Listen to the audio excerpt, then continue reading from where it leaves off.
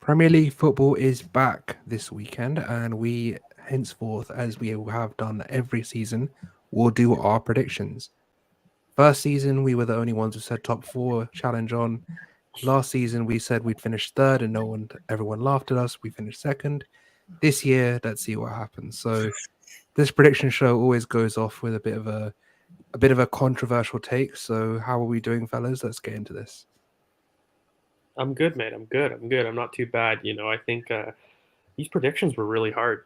I'm not even gonna Yeah, lie, and I they think were. that the quality of the league is just gone absolutely insane. And I will say, I did the post on this kind of earlier, and I don't know, we can maybe just waffle a bit about this because I just had to look through all the traditional top six teams, and I recognize a huge flaw with every single one of them, and it's why it was a mess to try to create a top four, even a European League finish from third to eight was just absolutely insane. I mean, going through it, right, in the traditional top six, Liverpool, in terms of their issues, they lack any recognized DM going into the season, and they lack another center back.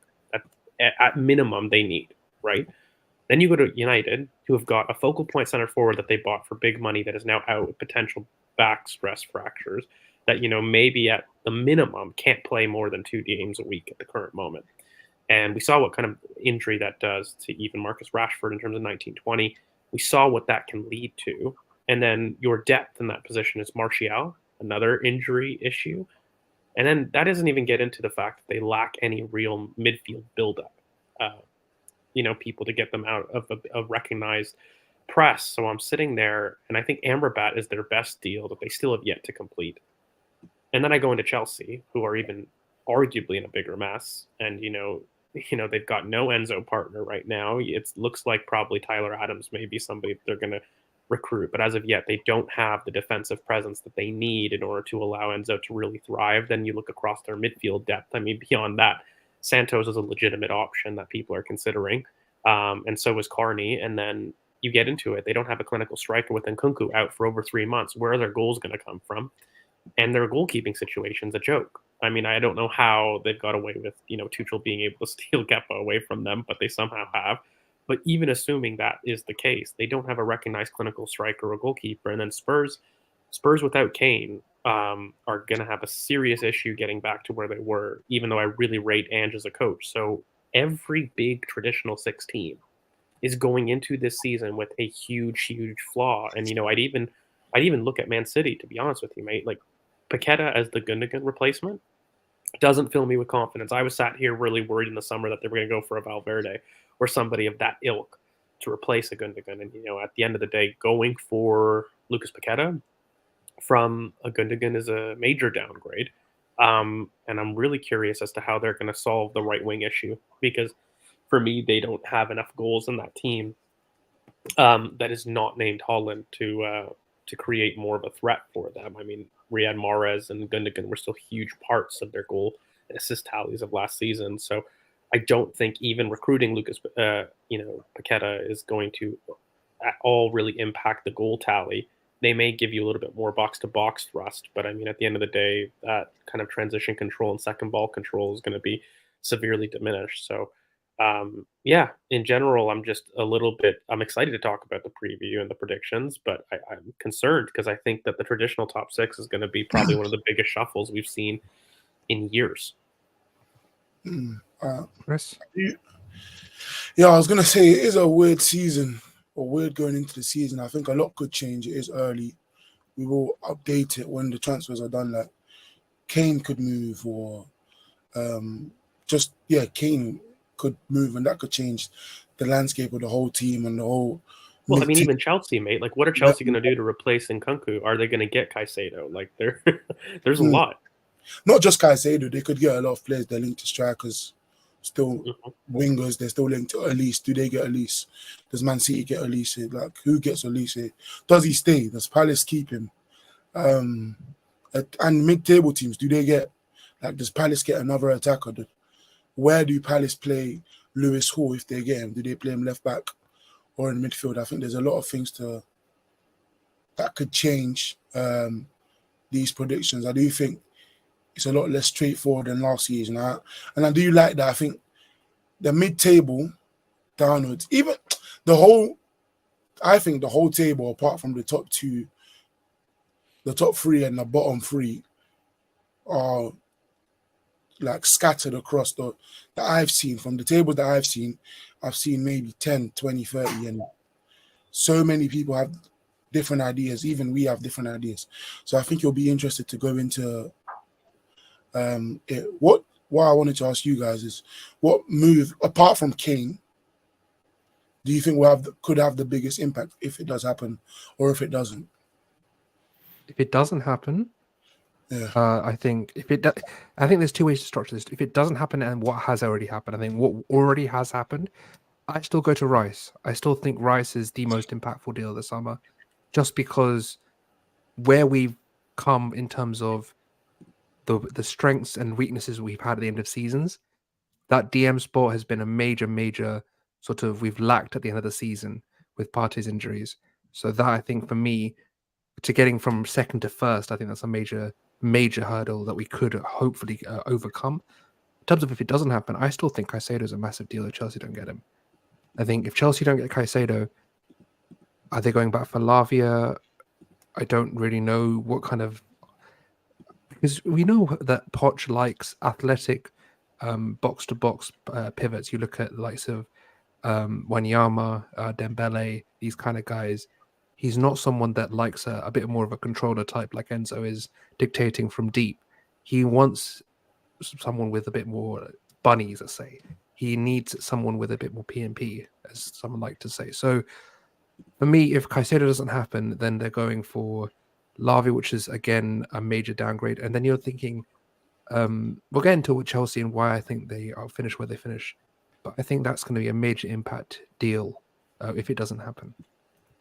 I mean, I think where Caicedo goes is probably one of the biggest question marks from just a perspective of Chelsea, really, but also other teams in the top six. I think Liverpool. I would agree with Nashville here. If they don't get a DM, it's going to be really worrying signs for them. And I think just in general, when I have a look at kind of what the market has left to do, I always think that for me, Todd Bowley is a kind of an unknown. Like, where is Neymar going to go?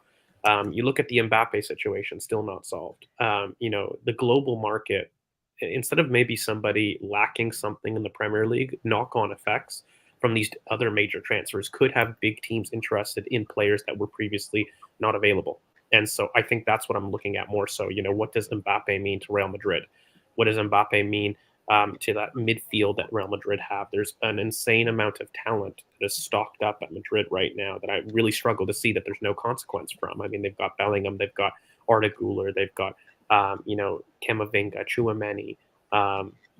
There's a lot of players there that are stocked up that I feel as though that it's going to be difficult to keep the minutes in there in that team and keep it fair. Then you kind of go into, again, there's the entire Vlahovic Lukaku swap. What is that going to mean for the general league in terms of who do Juventus sign? Who do they go and target? They themselves are looking to kind of sell off Zakaria. Does that impact Monaco's ability to pay for Valerian Balogun? Like, a lot of things are starting to move, and I think that the market is going to blow up in the next week or two. And we just got off, or entered the stream with David Raya having an unbelievable deal of £3 million. That officially, for me, I know it was doubtful before because I thought it was a £28 million deal, but the fact that we have secured David Raya for a $3 million loan with a $27 million buy option, we're stealing.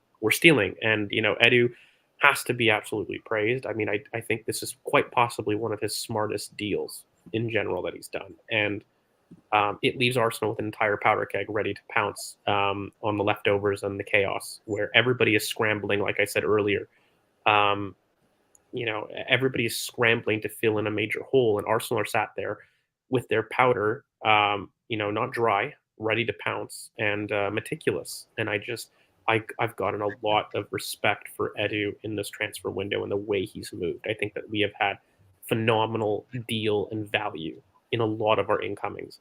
And I think in general, a lot of our departures, if you look at the cold hard light of day, a lot of people felt that Matt Turner would go for 15 million pounds or more. But in reality, when you're looking at kind of comparative values like Jose Sa from Wolves, look at Areola, they were all within single digit transfer fees of, keepers who are arguably of a similar prestige globally, but had similar number of years left on their contracts. So for me, it wasn't a bad deal. And in general, we've got pretty good departure fees. I think in general, Granit Xhaka, for the type of deal he was, everybody would like more. But again, he made Bundesliga and Leverkusen history in terms of the age of his contract and what he got sold for. Then you go into it, Austin Trusty, we made a profit on. Turner, we're making big profit on. And of course, Valerian Balogun's going to be a very big key to Arsenal's window about what they can do, because that represents pure profit from an accounting standpoint. On David Raya, what do you think he has to do in order for us to, do you think we're guaranteed to pay the option, or what do you think he has to do throughout the season for us to either bite on the deal or not? What do you think he has to do in order for us to pay or don't pay the money? I mean, to be honest, there's not much that he has to do. I'll be really honest, because it's a steal at that price. I mean, if you're going to look at, if he's happy, I think it has more to do with what Raya sees himself within the team, and whether or not we see any indication from Ramsdale or them that this is not something that we can proceed to field for the next 2 to 3 years. In terms of an actual deal and negotiation, 27 million pounds is, for a level of his keeper's quality, is probably the cheapest that you're going to get on the market next year. I think, look, ideally he'd have to oust Ramsdale in terms of a number one, and even in terms of the Champions League, as well as our big league fixtures in terms of the cities, the Liverpools at Anfield. Like, he would have to get that number one spot for it to make sense for Arsenal to buy him and give him the gloves, and then allow Aaron Ramsdale to leave. But I just don't see that happening personally, and I just think that we've got a keeper right now that is very good himself at baseline, a very fundamental keeper. I think that I look at Aaron Ramsdale as capable as kind of more of the spectacular, whereas Raya does the fundamentals well. And I think he'll be a phenomenal training partner, but I don't think he outs Aaron Ramsdale. I think we end up having enough minutes too, by the way. I think they both, in the end, we're going to go very deep in competitions. And I just love the fact that we've got a keeper that allows us to go long in that way. And if we can somehow create an environment where he's comfortable with the amount of minutes that he's been able to share, and we're able to create that, then we will have done something that the norm hasn't done. But at its core, I think that David Raya's deal is phenomenal. There's no obligation for Arsenal to do this. It's all on David Raya. It's all on Aaron Ramsdale to perform. And at the end of the day, it's a win-win. And I think either you get a David Raya that ousts Aaron Ramsdale and you buy him for a very cheap fee, or vice versa. Aaron Ramsdale keeps his spot, and you've got phenomenal cover for £3 million. So yeah, it's nothing. And you know what, Nashville, I will take any kind of bet like that. I don't agree Aaron Ramsdale is gone next summer. I think that a lot of the stuff has now gone overboard for me. A lot of the Aaron Ramsdale evaluation right now has gone to the other side. And I think that we are going to be seeing a very different Aaron Ramsdale. And it's not as though he was bad. I don't understand this idea that he even needed replacing. The fundamental fact was that Matt Turner was never staying. It was more of a Matt Turner issue than Arsenal needing this. So no, I will take that bet. And I will take that bet with anybody. I mean, for me, I think the main thing, and I think George has mentioned this as well, this is all on David Raya.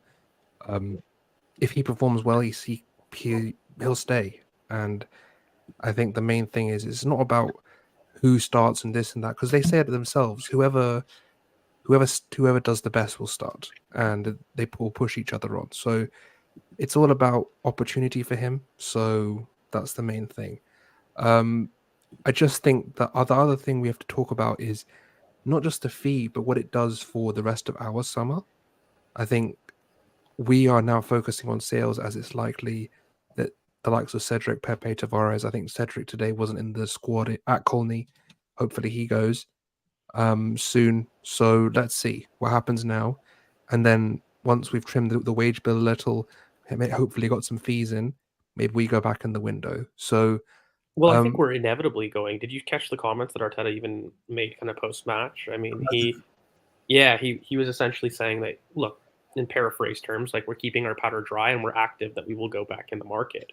The thing is, of course, that we've got our biggest sale. That's really going to depend how big we can go, in my opinion. And I'm going to put this out there right now, maybe a hot take. I don't agree that the Mohamed Kudus links that everybody seems to be really, thriving for are as serious as what people believe. There's just far too much overlap in the squad for somebody of his profile. I think prior to Kai Havertz, he was somebody that I was really excited about looking at. But right now, he's the right-hand side Trossard in terms of versatility, and he's the right-hand side Trossard in terms of versatility as well. And so I think that when you have a look at it, his profile just adds far too much overlap. And even looking at our bench right now, boys, like we kind of did this last stream, it is very difficult to create a bench at this moment in time. There's already 2 or 3 people that are going to be missing out. So what you have to make a decision on is, do you believe that a Kudus or somebody of that ilk, that comes into the attacking department, are they better than your Vieira, your Emile Smith-Rowe, those bench options that you're asking to replace, even though we've already got confirmation from Mikel that they're major parts of the plan. So I need to see a major departure that we're not thinking of. That, by the way, isn't just Balogun. Balogun's gone off the books, period from it. We need to see an Eddie Nketiah, which, by the way, again, if people were to put in and say, George, who do you think is your surprise sale? I've said Eddie could be somebody that is a surprise sale, even though I don't want it to happen. But even with those 2 strikers gone, Kudus doesn't really open up as a possibility. We'd have to have another attacking midfielder leave for it to make sense, because he individually best is as an 8. I don't think it's actually left central midfielder, although he can play there. It's more right central midfielder is where he's best. And the idea of him offering right wing cover doesn't make sense when I've got Gabriel Jesus in my squad that can do that, and we've got better strikers to replace. So, I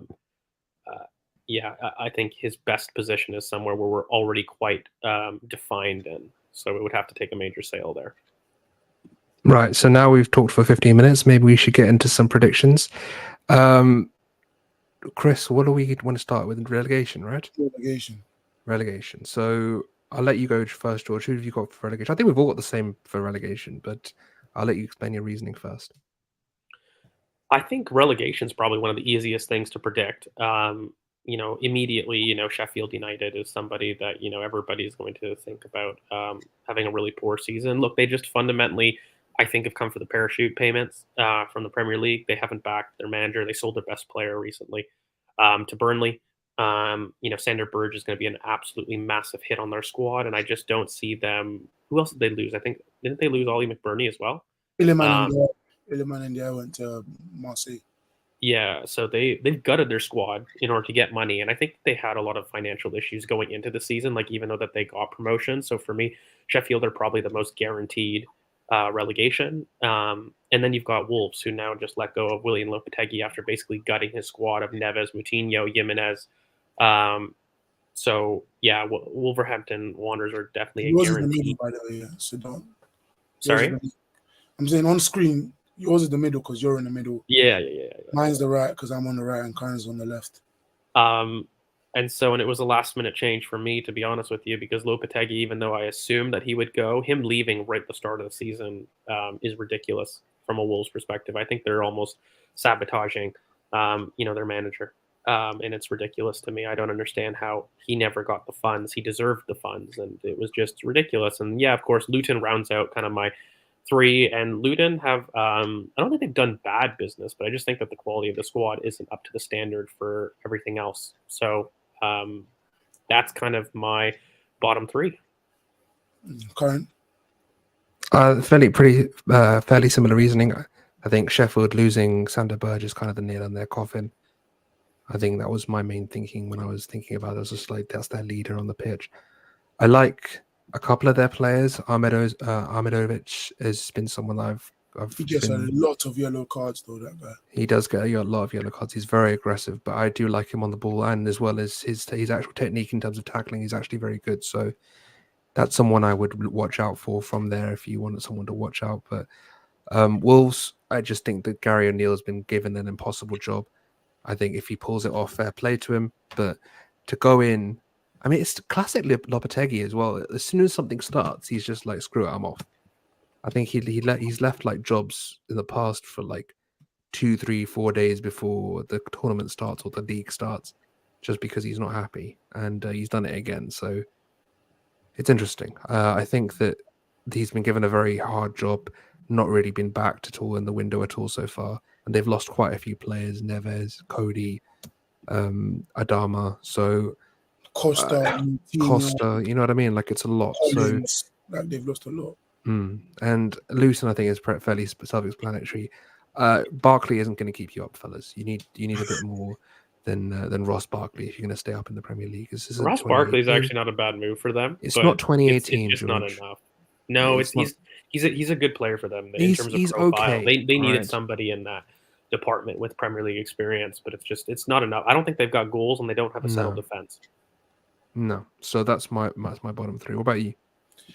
I think Wolves gutted their squad really, and they haven't brought in anyone. So, they had players already coming in, but they haven't brought in anyone, and losing that many key players, and they actually got good money for them. Like, they got 50 mil for Neves, but haven't spent it. With Collins going, Neves going, Costa going, Adama going, Moutinho going, that's just too much. I think Luton don't score enough goals to stay up, and then with them not scoring enough goals, they do play like sometimes a five back. Usually a five back. I think the gaps between the centre back and the full back will just kill them, and they'll get done in behind a lot this season, and they won't score enough goals. And then Sheffield United just took away their best player, Sander Berge, Iliman Ndiaye. Like, losing your two best players this early and not getting new players doesn't make sense to you. But yeah, that's my bottom three. And Curran will go next. What's your bottom 8? Because I don't want to do like, I'm gonna leave 8 to 12, so 13 down. Do you remember yours or not? Or shall I have it. I have it with me. So yeah, 13 down. So 13, I have Forest, and then I have West Ham, Everton, Fulham, and Burnley. Okay. Why? Why do you have that? Why do you have Burnley 17th? I have Burnley 17th because I think the way they play is going to be enough for them to stay up. But the way they play in the Premier League is going to have some, it's going to have some teething problems because they've lost Ian Maatsen. They've brought in Sander Berge, as just mentioned. They've brought in a couple of players. Their announcements are brilliant. So I do think they stay up, but I do think it's going to take them maybe a year to really get into that sort of like 15th to 10th, and maybe even beyond that realm. So I have them staying up only just, and then Fulham. I think there's a lot of turmoil at Fulham. I think we don't know about Mitrovic's future, and that's going to depend a lot. If Mitrovic stays, and at the end of the window we do this again, I will have it differently. But if Mitrovic goes, he's so massive for them. And at this point, when I did this, I think he would go. So I have them quite low. Everton, I think Dyche is just going to do Sean Dyche things. I think especially if they keep Onana. If they keep Onana, then I think that's a massive gain for them. I think they've done, I would say, some solid business. I wouldn't say a lot, but I think that there's enough there that they can stay in the league. And then West Ham, this was done before the Paqueta news came out, but it's interesting. I don't know what's going to happen with that. So it'll be interesting to see how they replace it. If they do the Conor Gallagher route or the Scott McTominay route, it'll be interesting to see how Moyes integrates them. If they don't do enough business to replace Paqueta, then they're in relegation trouble. I could see them being maybe 17th, 16th, 17th, because losing Rice, I think Edson Alvarez isn't good enough. I mean, I think if you look at what Wesley Sneijder said, you can buy two players of better quality, then you should have packed Edson Alvarez's bags to London when he was linked to Chelsea last year for that amount of money. So I'm not looking at it as a game changer yet. I think if he adapts well, there's always potential for a signing to bang. But at this moment in time, it's not Declan Rice, and Declan Rice was everything to them. So I would say 14th, maybe a bit lower if things don't go their way. I'm surprised Better. about West Ham. I'll be honest. They They haven't done any business. It's just Yeah. Edson Alvarez. Well, no, I'm surprised that they're that high. Is what I'm saying. Is like, I mean, we'll get into everybody else's prediction, but the only thing that I look at there, I think Fulham have done better business than you think, and I think that not that they're going to be drastically higher, but I'm surprised at Forest being so high, probably for me. I know they kept Brendan Aronson, but I haven't really seen beyond Matt Turner something significant to really alter their squad. Brendan Johnson, yeah, and I think Matt Turner's massive for them. I think Matt Turner's massive for them personally. I think that. I mean, he's big, but is he better than Leno that went to Fulham? To me, that's the kind of impact I expect him to have at Forest. I think the high volume of shots that he's going to have to keep. He's going to keep him on his toes. I think his distribution isn't as great, but you'll have enough there to keep him, active. And keeping a Turner active is going to be something that will be very good for him. I think he'll have a massive impact for Forest. And I do think, I mean, this is the thing. It's hard because I think maybe you could put Fulham a bit higher, maybe you could put Forest a bit lower, but I don't think they're going to go anywhere between that 13th or 16th range. I don't think either way they're going to go in that way. Yeah, I think the collection of teams is kind of right here. It's just it's just the order. The only thing is I wonder what Sean Dyche is able to do with the full preseason. I think he is really their godsend. I can't believe they didn't get him more tools. Yes, I think agreed. Dyche with tools is a top 10, like pushing top 10. I think at this moment in time, 15th is fair. No, he's an excellent, and I think when you look at Fulham, I think the big mystery is Willian and Mitrovic, whether or not they stay. Right? Yeah, that's my thing. As I mentioned, I think if Mitrovic stays, this changes the whole dynamic of this. This thing. And Sander Berge is a big signing for Burnley as well. Like I think it's he'll do really well in that midfield. But that's the only thing I would say. What about you, Chris? I think Forest are too high just because their centre backs.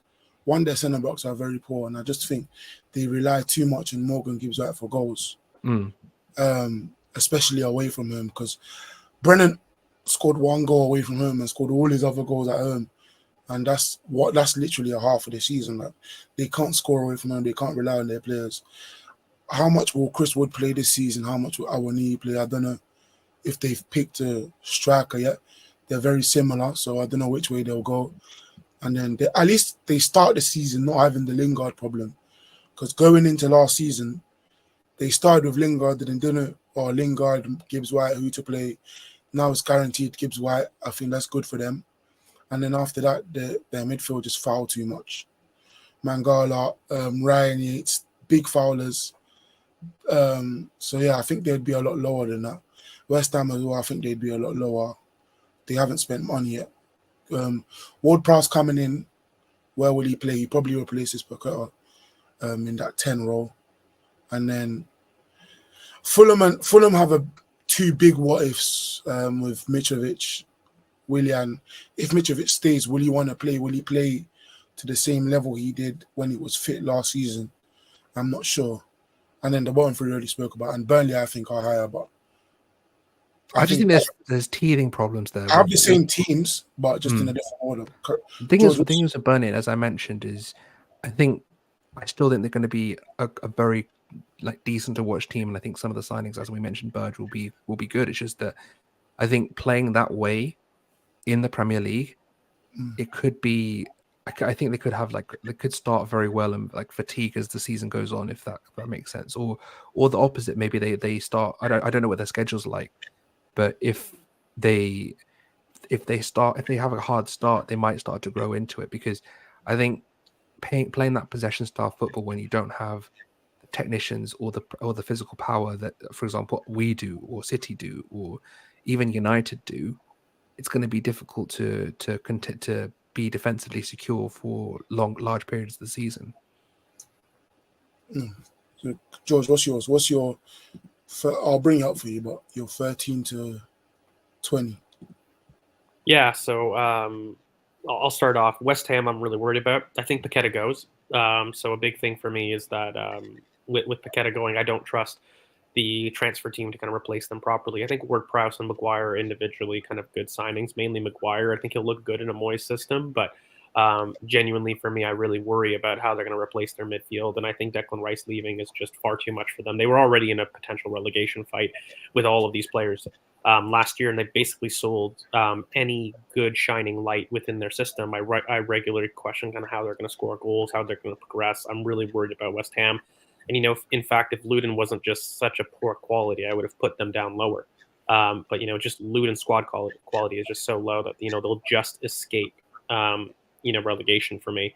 And then I've gone basically Burnley to come up next. I think that, again, Burnley did good business for me with Sander Berge. But, again, I don't think that they've got I think that they will struggle in terms of their adaptation to the Premier League. I think the way that they played in terms of the championship is excellent, but in terms of when you face the Premier League with that level of press and intensity, I don't think they're going to be able to do the same thing that they did in the championship, and there's going to be a kind of learning period for them. Forest, I kind of have similar logic as you, Kern. I think Turner's going to do great for them.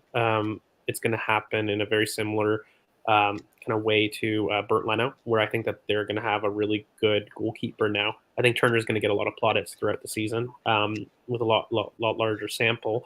And I have them just slightly above Burnley because I think that, their squad in general, for me, they've got more of the experience from last year. And I just wonder whether or not Kompany's able to adapt. I think when everything's going really well, he showed how great his football is, but I just don't know if he's got a significant plan B. And I think Forest have shown that they have an ability to be a little bit better than they do.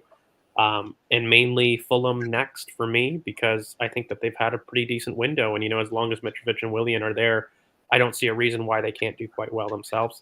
And so I think if they were to stay, I think they end up having a really pretty solid team. Calvin Bassey is going to be excellent for them. I really believe in the boy. I think he'll do really well.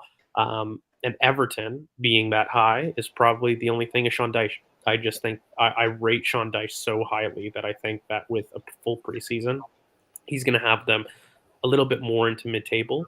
And I'm just upset that they didn't give him tools, because if they did, Everton would be a lot higher. And, it's kind of ridiculous that they didn't. What he did last season was immense for me. And I just think that Sean Dyche is such a good coach that for me, he'll be a little bit higher up. And yeah, this is pretty huge too. Like right now, Fulham haven't been gutted, but they've had major transfers to Paulinho, to Willian, to Mitrovic. Obviously, those three go, and you start to wonder, are they down with West Ham? But right now, because those three are staying, I think that's pretty big for them. Even though I would argue last season, Marco Silva and kind of their XG, they really played above their XG at their XG. So I think that the way that they played, to be fair, they did. They did, but also I think that their general play, like they got results that maybe they didn't quite deserve in general. So, but yeah, I think that's why I've got them that high. I think for me, we're all pretty similar. We all have the exact same teams in there. I think Burnley's potential, just for me, depends on how they start. Because Sander Berge has already played in the league. Mm-hmm. How does their defense look like to me without Ian Matson? Because they don't have that left back there. They don't have a person who was crucial to their build up. He would invert very early, centrally in their build up. Now they've got a 6'1" left back, a big left back, very different to Ian Matson. How does that change their system? And do they score as much goals as they did? No, but do they score enough to stay up? I think they do. And I think their potential is probably the highest in this, because Everton, I think, is limited by the fact that they don't have great wingers. Damari Gray left as well. And we've all really have them hit this high because of Dyche. Like, it really is just the Dyche effect. Like, well, how much can Dyche keep them up? I think he will do well, but do you guys think Calvert-Lewin stays fit for a season? Because he hasn't done it yet. No. So do you think he stays fit for a season? So if he goes out, can they count on Danjuma striker? Because Ellis Sims has left. So it will be Danjuma. So do you think they can count on him throughout a big part of the season? Because Calvert-Lewin will be out. No, I don't think that, they have a really good backup for him. But I also don't think that Dyche had enough time to really implement his defensive structure last year, and I don't think he came in early enough. So I think for me, Dyche has never been a high scoring team. Obviously, you need somebody to score the goals, and I think that between Dwight McNeil and Danjuma, they've got people to score goals, but it's not ideal. Ideally, they went to go get a striker, and they just didn't do that. They really didn't give Dyche any funds, period. But I still believe that with the coaching of Sean Dyche, he doesn't require somebody or a variety of goals. He requires resoluteness in the middle of the park, and I think this here would be your boy Chris would be an excellent loan. I think that would be a phenomenal thing for both parties. By the way, not just Dyche, but also PSG. It would work for them. So that could be an excellent solution. But yeah, I really just rate Sean Dyche quite highly, so that's why they're quite high themselves. I agree. I'll go into mine because mine is similar. I have Dyche in the same place despite asking them questions, because it's the questions I ask myself, like, if DCL goes down, what happens? But I think them three teams, Everton, Fulham, Forest, all struggle to score goals in the sense that they come from one source, really. Fulham is really Mitrovic, scored a lot of their goals, and he missed a lot of their pens. He should have scored more. Calvert-Lewin and then Morgan Gibbs-White was 46% of knowing for his goal last season. But I think Everton have the best defence. So when if their main source is out, I think I can trust Everton to keep games more tight, nick a goal, get draws. That will just push them up the table compared to a Forest or a Burnley. And I think I have Burnley above Forest because Forest just don't score enough goals away from home, especially, and that is half the season. And I think just quickly, how do you guys think Elanga does for them? I don't know where he plays yet. I assume he plays left wing. And I think he plays right wing, no? And Brennan Johnson plays a bit more inside. But then they have Chris Wood and Gibbs White. So you put Gibbs White on the left then. No, I think you put you play like a dual. You play like dual tens with like Elanga being the runner of Chris Wood. I think they would have Brennan right, Chris Wood, central, and Elanga left. Elanga left, and okay, interesting. I haven't seen any of their preseason, so I don't know where he's been playing. But yeah, I think they mentioned Elanga. He's my boy. I have to always. Yes, I think their build up is poor. Very poor. Like the centre backs are very poor. Eddie to Everton. Eddie and Ketia. Look, Eddie would do great at Everton, but I just don't think that they've got the funds. If they've got somebody like that. I'm looking at Palace for Eddie, and especially when or if Elise leaves, which I think is still a really high possibility.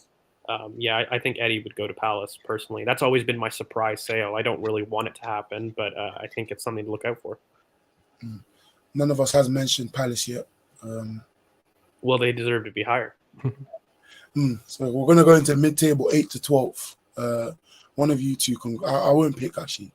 One of you. You go first, George. You go first. I went. Yeah, first, this is where it starts to get a little bit techie.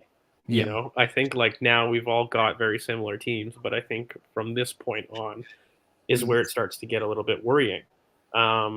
So look, are you going to put it? I'll bring up once you say it. Do you remember it or not? No, I don't. He doesn't remember anything. What are you talking about? You remember your 8 to 12, Kern? Yeah, I have it on my screen. That's why. All right, you go then. Do you want me to go? So Yeah. I have 8 Brighton, 9 Villa, 10 Bournemouth, 11 Brentford, and 12 Palace. Why? Okay, then just say why then. Why is Palace 12? Okay, so Brighton. Look, I think they will lose Caicedo.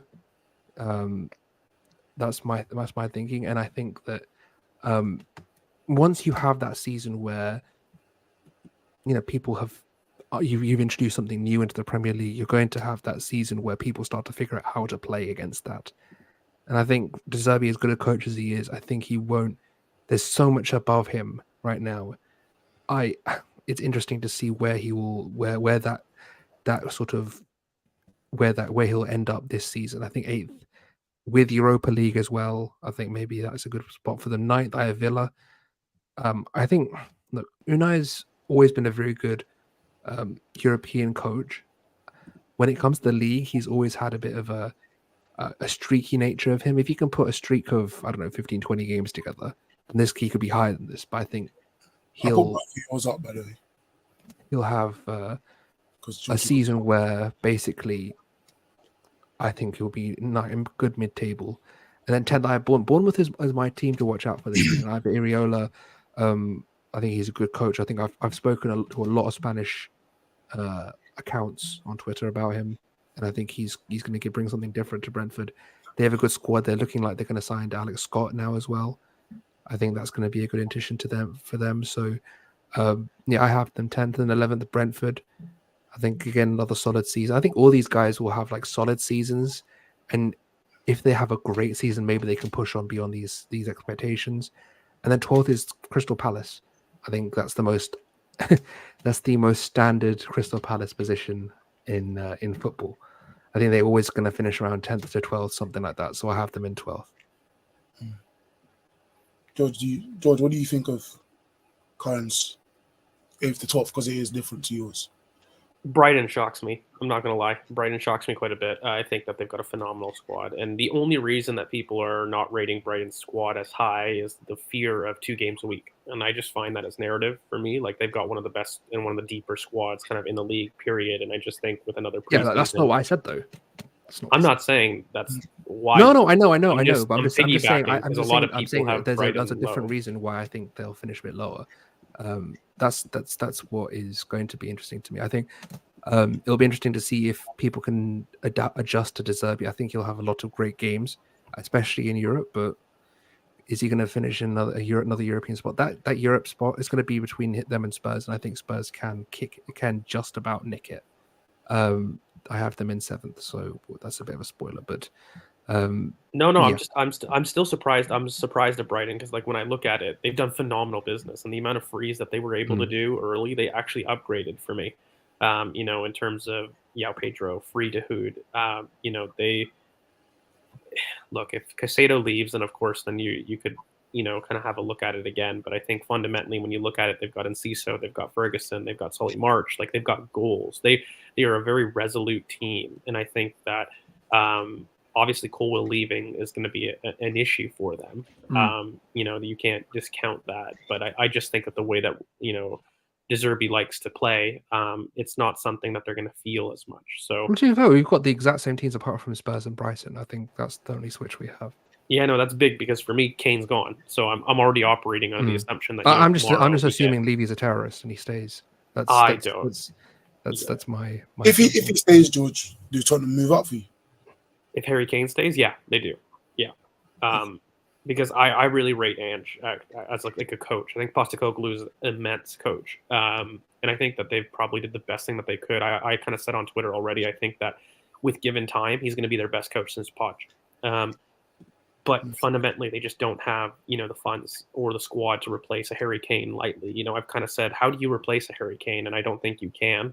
One thing that I would be doing is calling Brentford immediately and making a big bid for Ivan Toney right now and do everything I can to convince him. Brentford won't love that. Nobody else in the league will love that. But it's something that I would be doing and that I would be looking to get a loan to kind of get them over the line at this point. But until I think that when Kane I don't leaves, think he does though. I don't think he does leave. That's my thing. I don't think he leaves.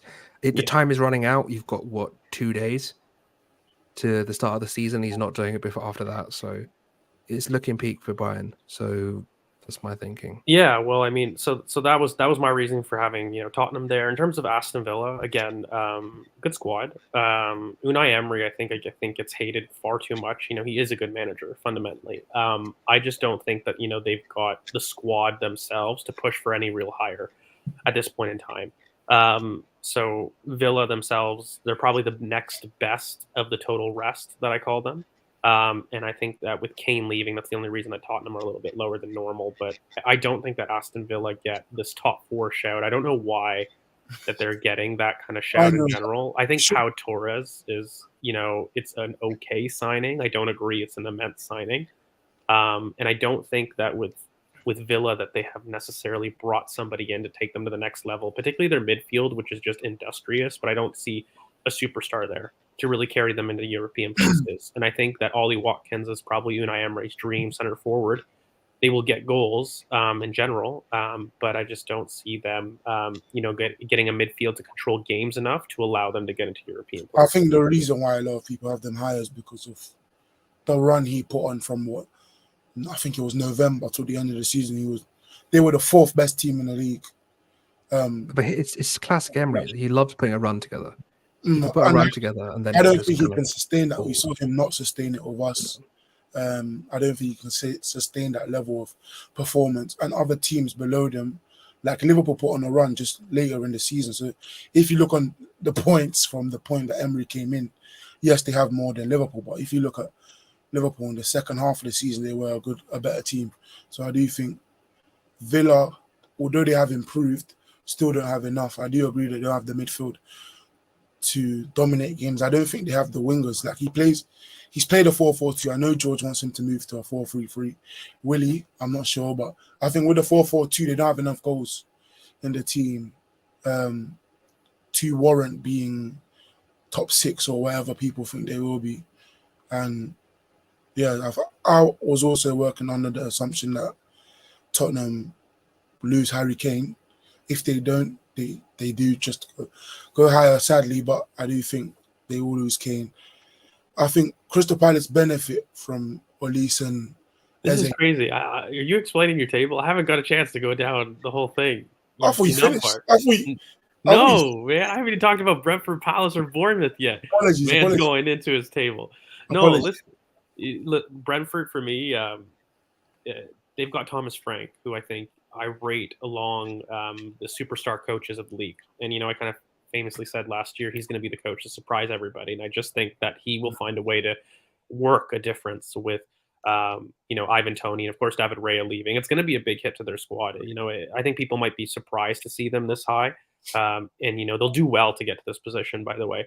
I just think that they've got, an ability to deal with the Toney goals, all because of Thomas Frank's ability to be an excellent coach. And that's really the only thing that I have. I don't think that they got a good enough striker. There was a comment a lot earlier with Eddie Nketiah potentially going to Brentford from Sarah, and I think that would be a phenomenal deal for Eddie and for Brentford personally. Like, I think that Eddie could play with Ivan Toney. I think it would be a phenomenal deal for both parties. It would be something that I would look towards. I would worry whether or not Brentford have the cash to be able to support that kind of payment. I would be looking for at least 35 to 40 million pounds. But I mean, beyond that kind of concern, I think that Eddie would be phenomenal for them. And they do need a striker. I don't think that they've done well, whether or not that's a loan or elsewhere. I think they should have got somebody else to provide some more goals, but they haven't, evidently.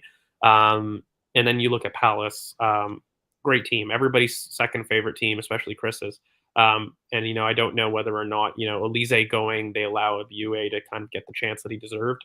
But I do think that Palace is another one.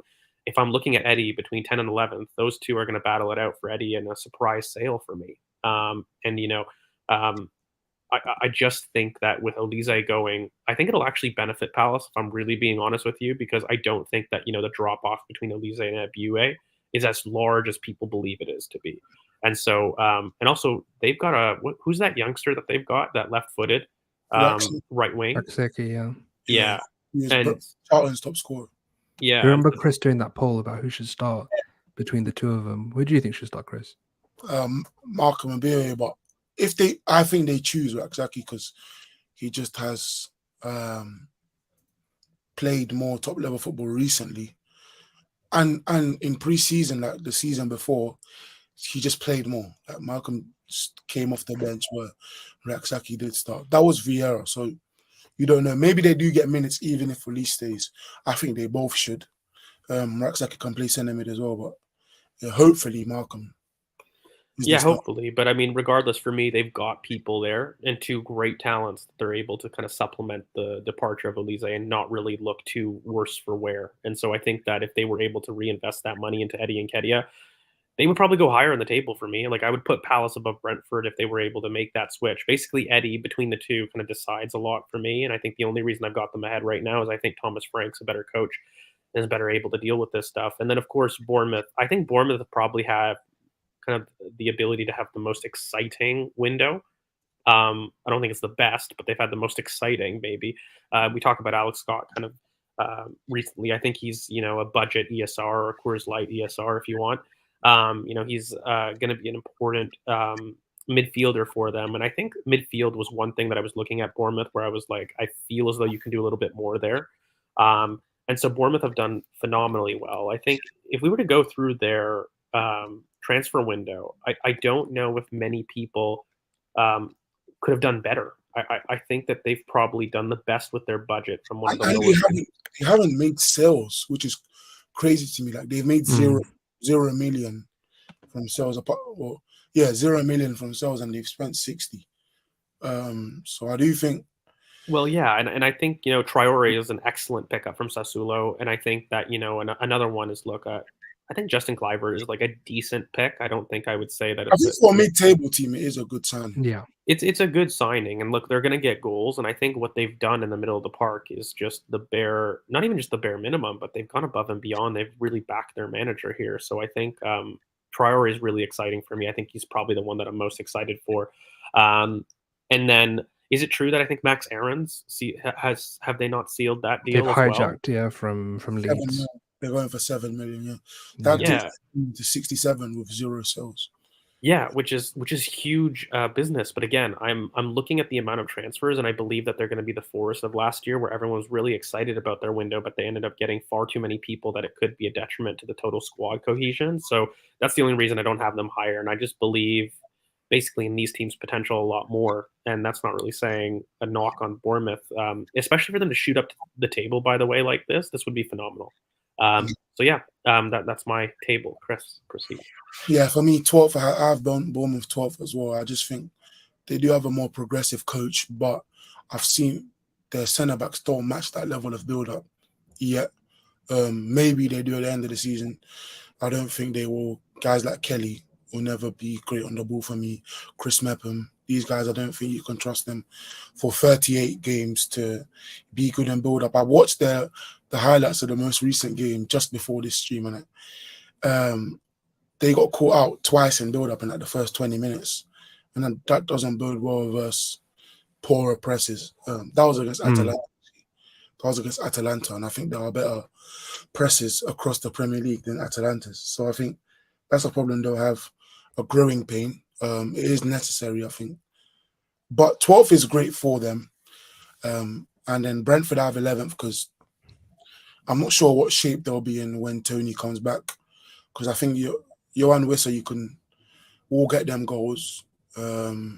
It's a risk. I'll be honest. I've got them as high as I do. It is a risk. I think they should have recruited a striker. Ekitike on loan would be phenomenal for them as well. Yeah, that would be great business. He is a very good young striker. And in the same mold, though. But it's not just about it being a young prospect. I think if you're looking for young Ivan Tonys, Hugo would be one of the top names on the list. If you're Hugo's looking like he might go to Everton. So the reason why I say young is because that when Tony does come back, he's pretty much guaranteed to be more accepting of. Tony can train in October, I think, if that's not correct. He can train, but he can't play till January. But he can resume team activities in October, and then he can. Yeah, he'll be fit coming in. He'll be ready to go. But yeah, they definitely need another striker in the meantime. Yeah. Look, if they've got, I still think that as a loan market, who could you get in? João Felix would be an insanely expensive look. I think that's something that a lot of teams might look for. But Hugo Ekitike could probably be somebody that both Everton and Brentford thrive with. I do think that probably Eddie Nketiah would just be the best pick, but I just don't know if they've got the money. What is Brentford's biggest purchase? Kevin Shard was 25 million euros, but that was from last season. But the money's on this season. I don't believe that they've gone above 35 million pounds. Maybe somebody in the comments can critique me if I'm wrong, but I don't think that they've done more than 35 million pounds. Isn't Nathan Collins my record at 25? Yeah, well, exactly. And so, so I'm wondering what they're going to do. But again, the one thing that I'll say, Brentford are the last team that you're going to sit there and say panic. I understand the sentiment, but I just think, Brentford are far too smart, modern of a club to really let themselves get in that situation. So I'm sure they're working on something. But I am surprised. I'll hold my hands up. This is very un-Bournemouth-like and very un-Thomas Frank-like to kind of go into the season like this, knowing that, you had what you had at the beginning of the summer and you really should have done something. Maybe they trust Kevin Shard to... Oh, Riddle back of that is George's boy. Maybe they do try. I don't think we've seen him in the Tony role enough. Like, will he be the more of the backboard playing the next season? I know, and But he can. Look, he's got the frame. Like, do I rate him? I mean, yeah, he's a good player. I don't. I'll be honest. I'll hold my hands up. I haven't seen enough of him to really see whether or not he can be an adequate replacement. Maybe they do believe. Maybe they say, why would we go for Hugo Ekitike when we've got somebody, in our opinion, that can have a similar level of impact at this current moment in time? But look, from what I've seen, which is still very, very little and only cameos, I'm just interested. I thought that there was a lot more work. He looked a little bit more raw than I was willing to do. But I guess that same critique would kind of pop for with Hugo Ekitike. Like, you know what I mean? Like, I don't know what makes Hugo objectively have more sample than I think even Kevin Schott. You know what I mean? It's more so name that you're enjoying and that you've seen more, I guess. But yeah. But Top 7? Yeah, Villa and Tottenham is just Villa. I think Europe don't do well for them. And yeah. Agreed. Because at the end of the season, I think even if they have a chance to get Europe again or are in Europa semis, we've seen Emery go completely Europa. So if that does happen, he'll go Europa. But yeah, George, you can go on your Europe. I'll put it up for you. What are we doing? 5 to 7 or? Yeah, 7 to 5. Before we go to 4. Do you remember your 7 to 5? Look, I'm asking. What do you want me to do? I'll tell you what it was. It was Chelsea 7th, Liverpool 6th, and Manchester United 5th. Damn. Yeah. I've said it before. I've said before, I think that Brighton are going to surprise a lot of teams, and I think that they've done just phenomenal business. And I just think that the quality of that squad. Speaking of other teams, because you did have Brighton 4th. Sorry? I was going to say, you were going to prop Brighton and prop Chelsea. To be fair, we should really do 5th and 6th because, 7th and 6th, sorry, because 5th is now possibly Champions League. Possibly, but it's not guaranteed Champions League. Look, fundamentally for me, the biggest thing is Chelsea are in a lot of trouble until they're able to show us a transfer that's really significant. I think that their midfield depth is really, really poor. I think with Nkunku out for over 3 months, that they're going to lack a lot of goals. I think that fundamentally their goalkeeper is an issue. I've never felt that Kepa should have been the starting number 1. And I think that until I see some more signings, Chelsea's definitely one that I would probably push up if they were able to get a Caicedo level signing, even Tyler Adams, something. Right now, look at their midfield depth. They've got Gallagher, Santos, Enzo. Who else? Carney. And Carney as their midfield options. And you're saying that's they're playing Carney at 10, aren't they now? Yeah, Carney 10. Well, look, I love the boy. I love the boy more than anybody that you'll see on Twitter. You think that's okay? No, I don't know about that. So, they need signings, and until I see them do what they need to do there, then I think Chelsea I'm going to rate a little bit lower. Look, Liverpool, it's an issue not to have a starting DM going into the beginning of the Premier League season. Let's ignore the quality that they bought with Szoboszlai and McAllister. And again, they could fix these things. So it's just right now, I can't put them above other teams personally. But I think Liverpool's issue is also not having another center back who I don't believe in. Like, for example, I still don't know why they haven't gone for Castello Lukeba of Marseille. Not Marseille, Lyon. He's now on the way to potentially Leipzig. But that's an easy deal that Liverpool could do, and they're just not doing. I don't understand it. And he's young enough that Europa is fine. Of course. Again, there are ways for Liverpool to end up having a very decent deal, right? Like, you could have Lavia Lukeba, boom, done. And so, look, Liverpool and Chelsea, for me, have the most worrying things that they've yet to complete. Maybe they're a little bit farther along, but again, they've got their own issues. And a big thing for me is I don't understand how everybody's going over the Rasmus Højlund injury. Maybe it's because I know the injury and I know the medical implications of that. But the idea that you've got a hotspot on an MRI, by the way, is not, oh, he's okay, he'll train and he'll be fine. no, that's pretty serious, and that's kind of in a red zone. He won't be able to play more than 2 games a week, and so if he gets at all a small tweak, then he is very much at risk for having a stress fracture. And I don't know if people remember, but Marcus Rashford had similar ones, so people do well with past examples. Remember 1920 in terms of how long he was out, and I just don't believe that signing a striker for 85 million euros. He had to have surgery to make sure that doesn't come back. Yeah, you have to have surgery, mate. So I don't know why this is not getting enough traction. And so the big money summer spend that they spent on the striker is severely in the red zone that they guaranteed aren't playing 2 games a week when the beginning of the season there are 2 games a week. And then I look at the depth. Martial, I don't know.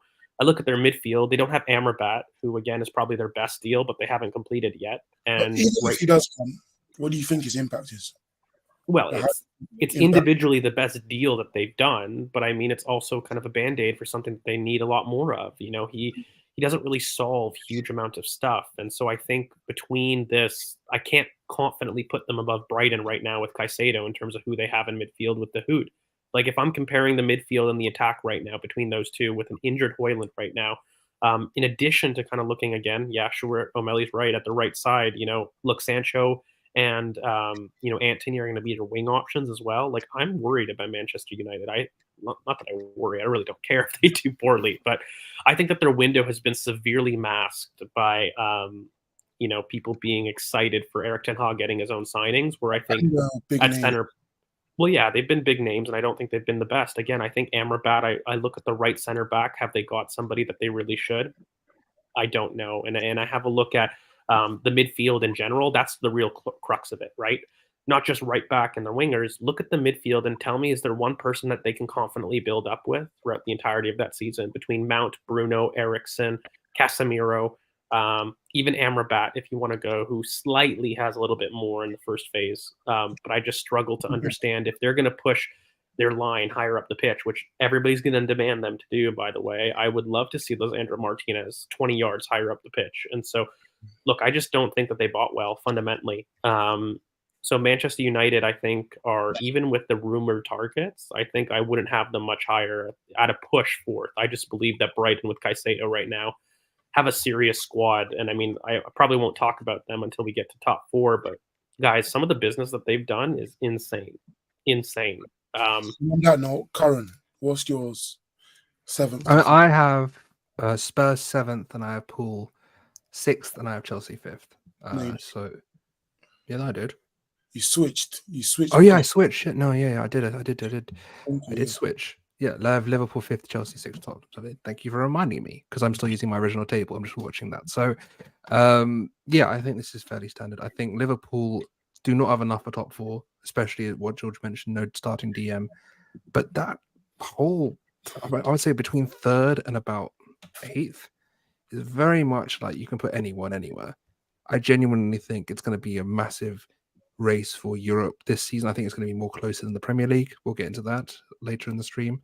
But this race, I genuinely could see 3rd ending up 7th. I could see 7th ending up, I don't know, 4th. Like there's going to be, I think it's going to be very tight, this kind of 3rd to 7th region.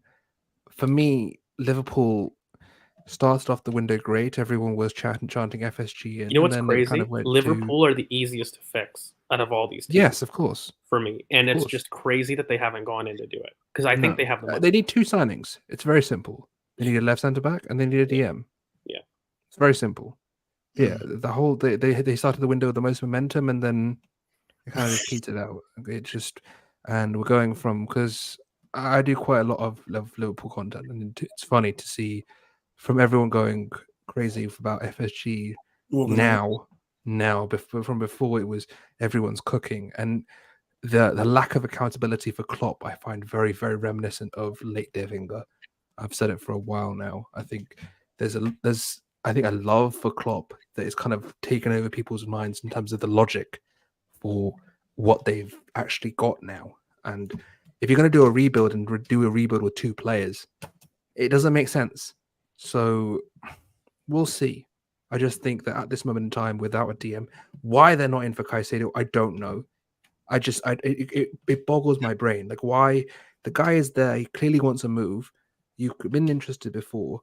I understand that there's a lot of money now. You know what's crazy? I'm going to make a it's bold not prediction enough. just because I love doing that on these shows. Caicedo for me is the difference between 6th and 3rd. Yes, And correct. you're asking me, is that extra 40 million worth it? Every day of the week and twice on I mean, Sunday. how much is Champions League money alone? 30 million pounds. 30 million. So I don't understand that you've sold Fabinho. And look, I mean, I don't care as long as Caicedo stays away from rivals. I'm ecstatic. But I mean, it's stupid. It is stupid. And even to rest your laurels, by the way, on Romeo Lavia, a 19-year-old. the thing is, it's not. It can't just be Caicedo though. It can't just be Caicedo. They need a left centre back. It's Of quite course, clear. but I just said Lukeba, who again is going for reportedly what is it, 25 or 32 million euros. Like, guys, he's not going for more than 30 there's plenty of left centre backs available. You can go for different. There's a lot of different profiles available at left centre back. I just think that it's silly just to be resting on your laurels. We've got Virgil. That's it. It's a bit. It's silly. I mean, there was chat about Colwell and they weren't even in that race. So I don't know. So I just think that I can't see. I think this is their ceiling. I think I'm being generous to them here, personally. I think 5th is the ceiling. 6th, I would say, is interesting as well. Chelsea, I like some of their business, but similarly, still no DM. Very thin in certain areas, very stacked in certain areas. I think some of the business they're continuing to do, it's interesting to me. I think that when you have Pochettino come in, you need to supply him with the quality of players that he likes, and he is not going to like an Enzo Fernandez. I've said it. Georgia said it. I think you've said it too, Chris. He's not. That's not his type of centre midfielder. He likes more athletic people that can get into both boxes, win the duels, make sure that central area is compact, keep the distances short, and really make sure that your press is really, something that will really help the turnovers up higher up the pitch. So that's the main thing for me. If you look at what's going on now, still no Caicedo, still no established 9 either. We're not sure about Kepa now. I mean, it's a bit much. So I think there's too much to do in too little time for them to really push for top 4. I think 6th is a good place for them. And then Spurs, I think Spurs are all right. You know what I mean? Like, they had that performance against Barca, and they were running wild on Twitter. The worst press I've seen. Yeah, we were talking. Do you remember we were talking about it yesterday? It was. I don't know what that structure was off the ball from Barca, but they basically Tottenham managed to put together about 7 passes around the back, and everyone just started gassing it. So, look, 7th I think is good for them, and I think that's a good place for them. But they have done a window that I think in 2 years' time we'll look back and think that what a window, like we do with our 21-21 window. I think Van der Ven's a good signing. I think Madison's a great signing. Some really good talent in there, but I don't think they're ready for this year yet. I think 7th is Kane is too much for me. Like the impact on Kane is. I don't think Kane leaves personally. That's why I have them 7th. I would have had them higher personally than if Kane needs to stay. Yeah, me and you is just ours is one spot. Kane, for your impact on Kane is one spot. So Kane does leave. Where do you think they finish? 9th, I would say. Or you just push everyone up. I think if Kane stays, they could. No, but this is the thing. I think Kane is about 3 positions for me. I would say probably Brighton 7th, and then everyone below them pushes up a bit.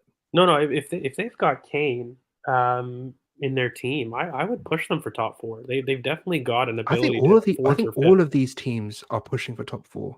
Of course they are. I mean, if a signing goes here or there, but again, I think that Liverpool are the easiest to fix right now. I think that Man United right now are probably about where they're going to be, and they're not going to improve. I don't see them making a signing or them linked to a signing that's going to be serious. If they get Tapsoba, which is, again, one of my favorites that apparently they're linked with, again, that's going to be serious for them. I think that Tapsoba does a lot for them.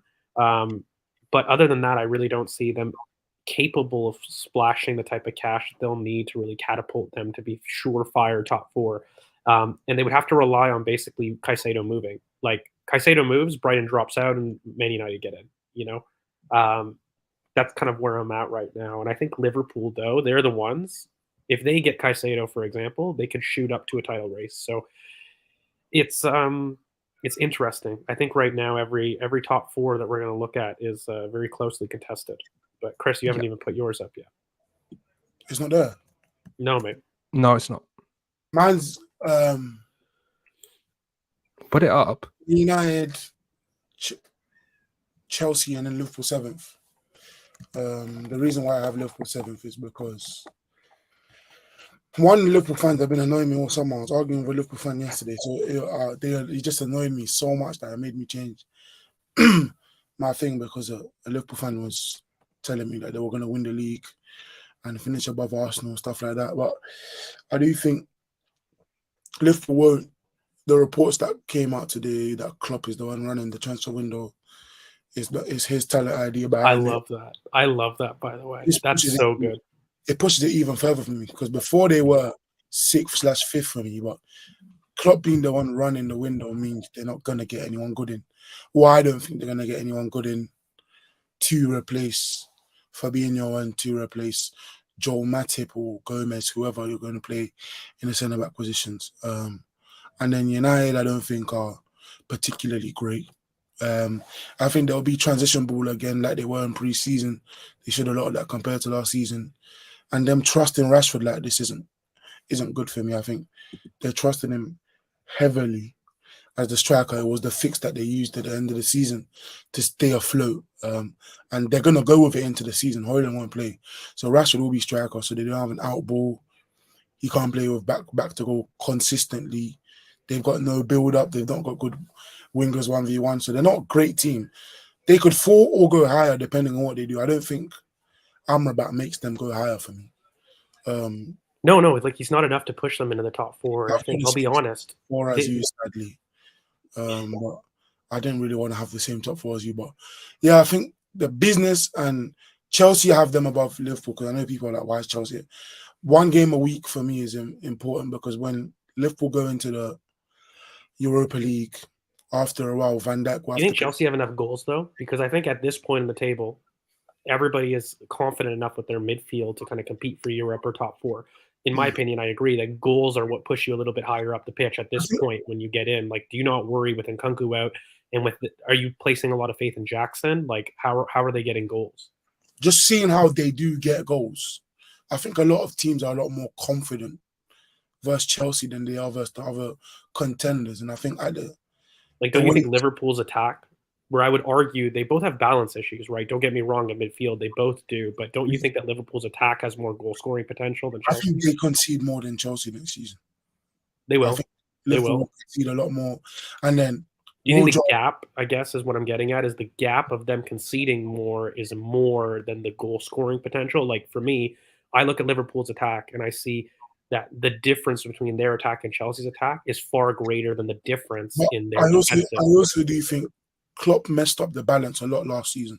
Sometimes you were seeing Gakpo up top and Nunez left wing, which to me didn't make much sense. And they didn't score when they lost 1-0 to Bournemouth. They got Diaz back. They're going to get Bajcetic back. Do you think? Yeah, Bajcetic is the only DM, by the way. So if he gets injured again, what do they do? Do they play Curtis Jones DM like they did versus Bayern in pre-season?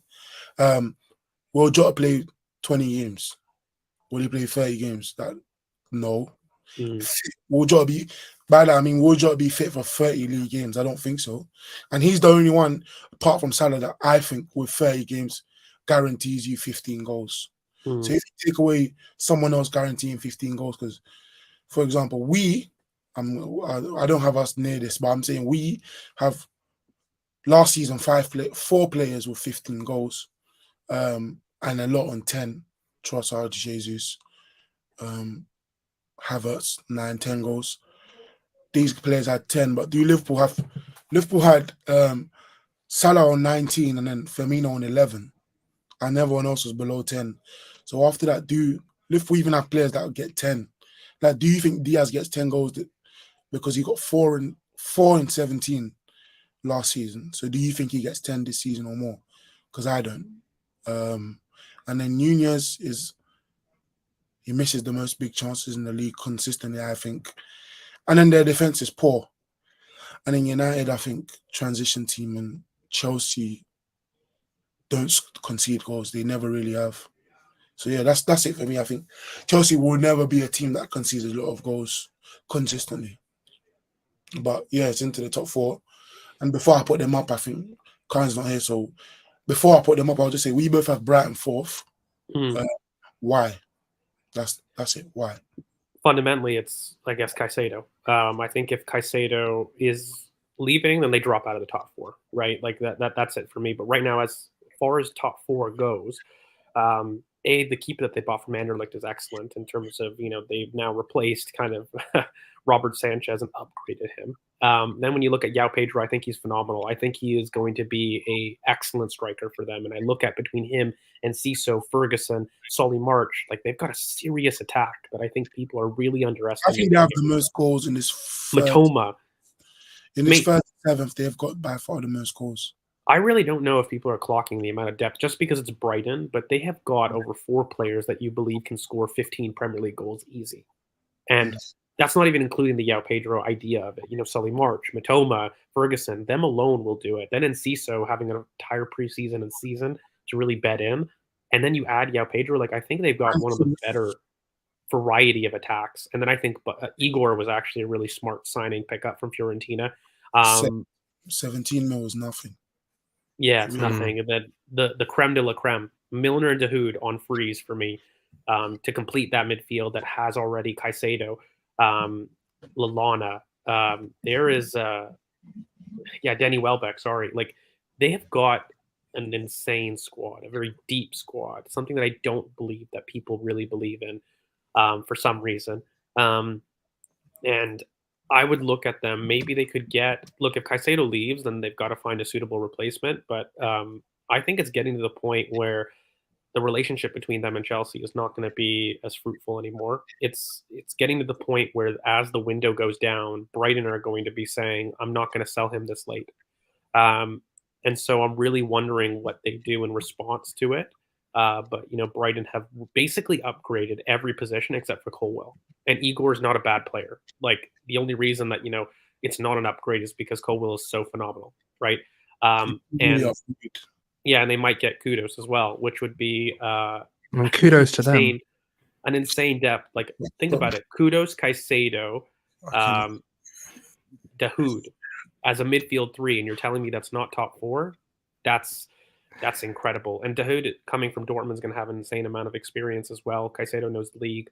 And look, Kudos is a Champions League level player. Let's not have it, wrong. So I think that, if they're able to do all those things, then Brighton are a lot higher than a lot of people think. I got Chris. I don't care. For me, it's I didn't like it. I just said stop that nonsense. Anyway. You laughed. I agree with Brentford. I think the offensive potential is just higher than these other Brighton, teams. You mean? Brighton, yeah, sorry. I think they just have more goals than the other teams. I think Evan Ferguson, we could see a 20 league goal season. Matoma probably will get a 10 and 10. I think he'll be a 10 and 10 along with Bukayo Saka. Well, by the way, sorry, you can keep going, Chris. Kudos wants a release clause because of what they're doing with Caicedo. And it's actually fully reasonable. In fact, if I was Brighton, I think that would be an excellent. I think they're just going to be debating the quantity of that release clause. But yeah, it's only smart for Kudos to do that. Yeah, and I think the defense was a lot better last season. Losing Sanchez is actually good for them. It takes away that what if in goal. It takes away a potential player. And they still have Steele and Verbruggen, isn't it? Yeah, Steele's a good keeper. Breakout season at 31 is crazy to me. But taking away Robert Sanchez is good, I think, for the back room. Not having a player there that could complain, and then the other teams below them just can't score much. I can't rely on United to score much. Except for Liverpool, I do push back. I think Liverpool have potential to score, but it's just the balance of their midfield. And their injury. I think the injuries as well. Like they're very offensive, but even Szoboszlai doesn't stay fit full seasons. So apart from Salah, all of them will go at one point. Well, Luis Diaz, I think Jota will always chip in. There will be a point where they you think that injuries, yeah. Yeah, I think Gakpo and Salah are the only two that will stay there the whole season. I think maybe And Diaz. Nunez, but yeah. Nunez disappears in games. Like he will be there and disappear. So I think they're the reasons why I put them low. But yeah, I put up the top fours because we all have. Well, me and George have the same one. I do not. Sadly, you have the same apart from fourth. We all have the same top three. Mhm. Yeah, so I'll just go first here. We kind of already discussed Brighton, so I'll leave that. I think Newcastle third because I think people are underrating Newcastle's squad and their form. I mean, people are going, how do they deal with Champions League? And that's the only excuse I'm seeing for them not being able to be as high up in the table as they were. I think people are forgetting, not only were they third in the league for a while, but if you look at their form table since 2021, they have deserved their place far more than just last season. And I think when you start to look at kind of Newcastle's business, they themselves have done pretty decent business. Again, I was really critical of the Tonali signing because I just don't understand why they wouldn't go get an anchor themselves. But in general, like the transfers I'm seeing from them are excellent, and they're normally really quite smart. In terms of the difference between Alan St. Maximin and even Anthony Gordon, who they already had, by the way, but is going to come back with a preseason. Replacing Alan St. Maximin with Harvey Barnes, I think, is a smart move. I think it's something that they need a little bit more, especially off of Chris Wilson. And then when you have a look at it, even with Alexander Isaac, Harvey Barnes, that's another team that can score quite a bit of goals. And then I'm looking at it. I think that they've also got Livermento coming in now, so that's a superstar signing for them, especially with looking at Kieran Trippier and kind of having a youngster to take over from that position. And I'm also looking. I've said it in group chats. I have a feeling they go for Lewis Hall on a loan.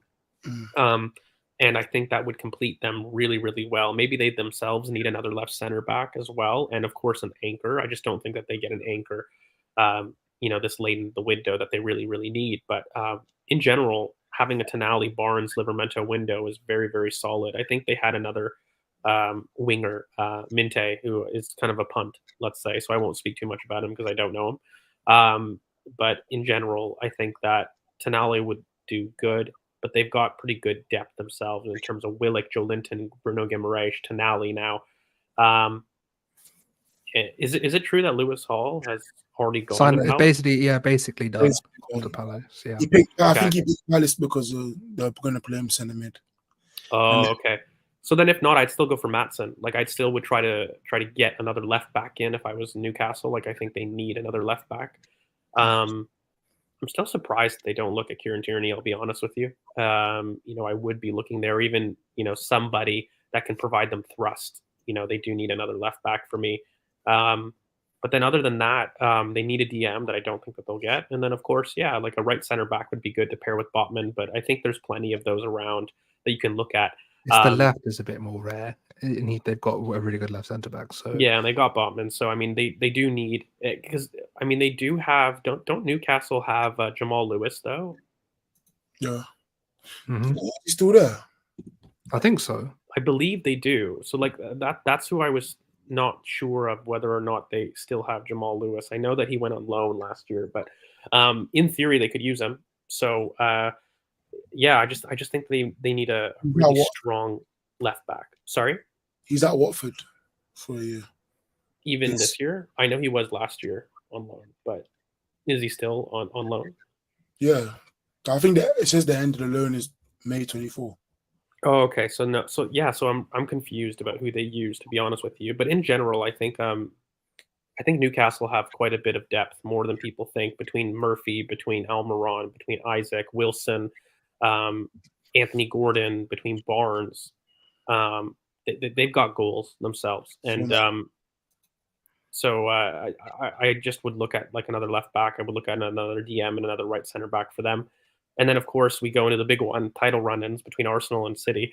Look, I think we do it. I think we're the most prepared right now. And I think going into the season, kind of replacing Gundogan with what seems to be Paqueta is not something that I would do. Riyad Mahrez, I think, is going to be replaced internally between Bernardo Silva and Phil Foden, which I don't think that is the smartest move. The first one. Sorry? I said hopefully they pick the first one. Yeah, I mean, hopefully. But also, maybe they go and get Jeremy Doku, who I know is linked. Like, they could do something right now to change the complexion of the title race. But I think Elise is there as well, isn't there? Yeah, Elise is there. But I don't think Elise would do enough, personally, by the way. Like, Elise wouldn't be enough for me to change my opinion. Do you not feel like, for me anyway, I feel like they need a more explosive left back. That isn't surely that's the move, because especially if they're going to continue the way they played against the Community Shield, they need more explosivity Well, up that left they've wing. always wanted Alphonso Davies, and I think that it's just not something that, from what I'm hearing over here at least, like he's going to leave next year, not this year, kind of thing. Mm. So it could be a case of them kind of saving their funds. That's another one that would look at Kieran Tierney.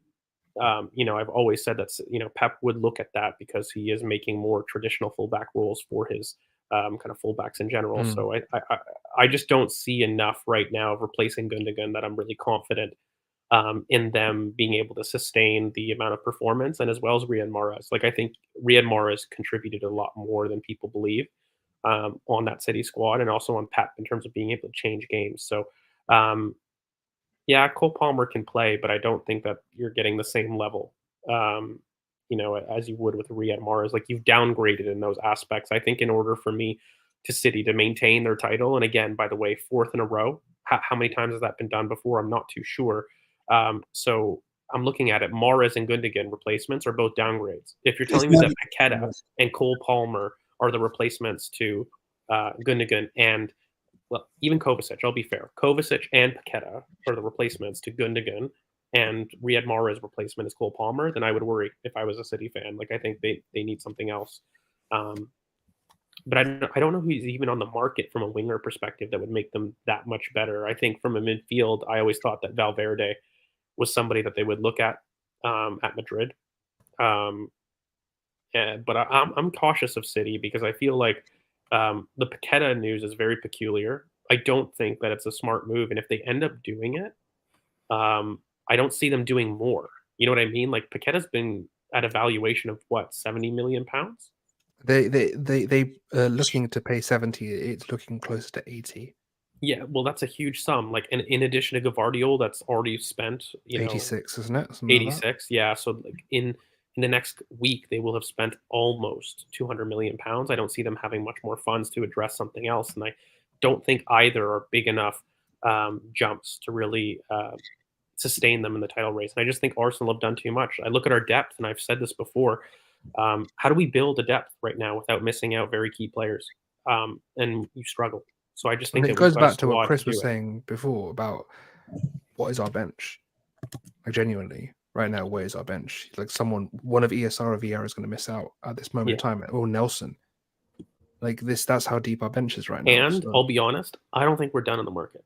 I've said this a lot. I don't think that we're done in the market. And I think that once Valerian Balogun goes, we're going to see Arsenal react. We're going to have funds. We are going to have funds. So I'm curious to see what we do. I do think we have a surprise ourselves. And I think that we end up addressing it. And I think David Raya is an excellent move. The David Raya move is phenomenal. £3 million on a loan for this is just it's cheating. It's stealing. I said it on Twitter. I think it's stealing. It's I don't know how we've managed to convince both Brentford and David Raya of this situation, but we have. And so we've improved. it's a no risk situation. If he doesn't pan out, he goes back to Brentford Completely. And we have improved in every area of the pitch significantly. Have City?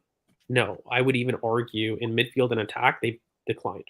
And so that's the one thing that I'm thinking of. The goalkeeping department, we've improved. In defense, we've improved with Timber. In midfield, we've improved. You know, in the attack, I think that Kai Havertz, even though I don't think he's worth the value, and I don't know if I really predicted that move happening, he gives us something that we don't have in attack. So I think he improves our level of attack in there. So yeah, that is definitely the reason I've got us at first. Chris, before I'll go.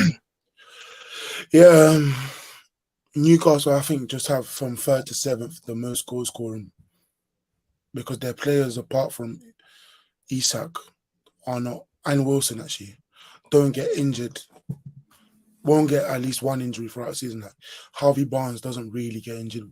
Willock, you can count for near 10 goals a season. Joe Linton gets 8. Joe Linton 8 to 10, and Wilson, even with the injuries, is 15 goals. Yeah. He's guaranteed 15 goals. So what if he doesn't get injured and gets 20 or 25? Isak another 20 goals, 15 goals.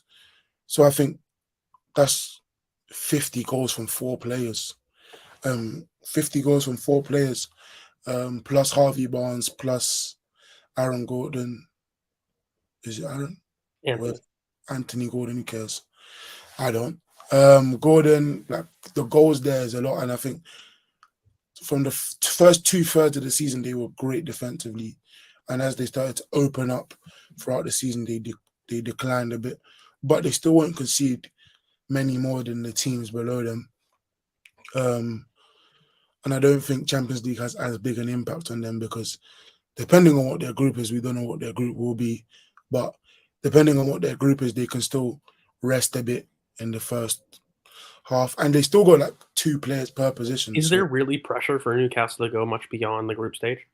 Like, No, if we're really being fair? No, like after the making it out of the group stage is success there, to be honest. Yeah. But they still got 2 players per position: Joe Linton or Willock, Yeah. Isak or Wilson, Gordon or Barnes. Like they've got 2 players. Brace now, like they've got Murphy, Almiron. Like they've got they've got 2 players per, apart from Botman and centre backs really, and keepers are the only positions that really play every game, regardless of the competition at these types of clubs. So we could see a Botman 50-game season. And he's fit enough to do it. So I think Newcastle will be third and then City over Arsenal. I am always optimistic, but this isn't really optimism. I think we dealt with them well, and to be honest, I had us first mid of last season. Like, we were always going to be first. So for me, yeah, I think our midfield is the best in the league now. I think our attack is the best in the league now. And I think our defense is the best in the league. So I think we're the best team in the league. That is really what I think. I think we're the best team in the league.